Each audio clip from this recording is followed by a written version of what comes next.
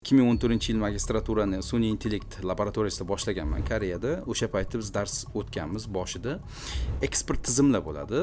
Ekspert tizimlar qoida qo'yib qo'yasiz. Mana bunaqa holat bo'lsa, bunaqa qaror qilgan degandagi.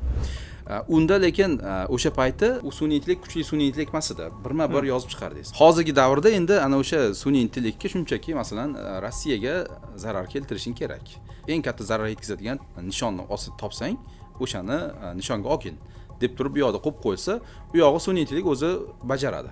Nima qilishini o'zi biladi. Bu birinchisi, ikkinchisi bir-biriga xullas mantiq orqali solishtirib, tafakkur qilib, u qaror qabul qiladigan qilib qo'ygan bo'lsa, u juda ham xavfli. U kerak bo'lsa, agar o'sha uchoq tugamasa, yoqilg'isi tugamasa, kerak bo'lsa yurib juda ham ko'p ishlar qilib yuborishi mumkin ular.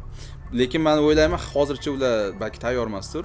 O'sha Ukrainadagi muvaffaqiyatli bo'layotgan hujumlar meni fikrimcha shunchaki oddiy o'sha ekspert tizimlarni AIlashtirilgani. Algoritmlarga hozirgi ChatGPT ni ishlatishgan. Chunki bunda o'sha umumiy ilm bor ozgina, ana o'sha bilan ishlatib turib qilsa bo'ladi.